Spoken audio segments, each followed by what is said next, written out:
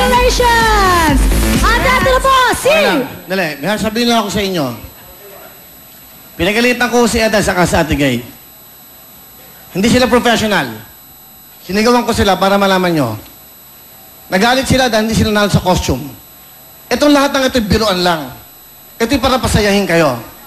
At itong si Ethel Buban, sisigaw sa akin doon na, bakit ko daw sinabi si Ann Curtis, lahat ng ito ay biruan lang.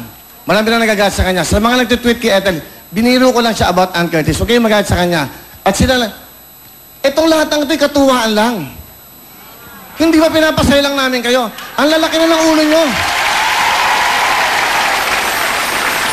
You don't do that to me. Dahil ako, binibigyan ko kayo ng pagkakataon sa buhay. I am the producer, I am the host, ako nag-iisip na ikagaganda. Ang iniisip ko dito, publiko, hindi kayo. Ngayon, natalo lang sa costume, nagagalit kayo? Ginagawa niyong kompetensya to, pinapasaya natin ng publiko, ang tao.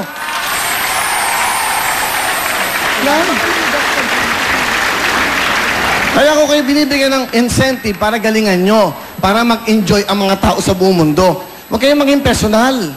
Di ba? If you want to resign right now, go. Hindi ko kayo pipigilan. You don't do that. Magrespeto kayo. Ethel, galing ka sa baba, inaangat kita. Ganyan ang gagawin mo sa akin. Mag-isip ka.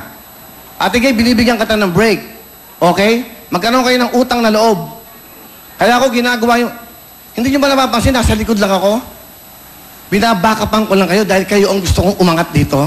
Tapos ganyan ang ginagawa nyo. Mag-isip kayo. Magkaroon kayo at tumingin kayo kung saan kayo nanggaling. Huwag kayong umangat. Huwag kayong masilaw at huwag kayong malunod sa palakpak at sigaw ng tao sa isang kanta. Tandaan nyo to. Hindi ganun ang pagsikat sa mundo. Too much. Alam nyo sa dressing room? Sabi sa ba't mo ako ginaganon? Ako ang producer ng show, Ethel. Ang isip ka, ako nagpapasweldo sa'yo. Magrespeto ka. You don't do that to me. Diba? Marami na sasabi sa akin, huwag kang kunin kasi ugali mo. Pero nagtiwala ako sa'yo dahil may talent ka. Pagpasok ko doon, sisigaw-sigawan niyo ako doon. Sino kayo? Mag-isip kayo. Mag-isip kayo dahil ako ang nagpapasweldo sa inyo. At hindi nyo dapat ginagawa yan sa taong nagbibigay ng magandang buhay sa inyo. Sobre. I was so surprised na magagaganon sila. Lahat ng ito, biruan lang, sayahan lang. Yung pera ni Ana, so solid din yun para mapasaya lang namin kayo. Hindi ito para sa amin, para sa inyo to.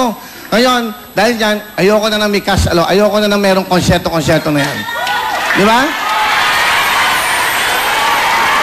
O sabi niyo yan. Hindi, para alam nyo, mamaya ano lalabas sa dyaryo, ganito, mayabang na naman si Willie. Yun ho, ang totoo. Yung mga fans ni Ann Curtis, it's just a joke lang po yan. Kasi yung suit naman niya. Hindi po, wala. Di ba? Parang mali di ba? Dahil mag-ano muna tayo, gap muna tayo. Mababalik ko, so para malaman nyo, baka maya lumabas dito yan, kung ano sabihin, para alam nyo na, hindi kayo dapat ganyan sa taong tumutulong sa inyo. Tama? Okay. At hindi kami ang bida rito. Ang publiko ang bida sa programang ito. Babalik po kami. Para malaman nyo, we will be right back.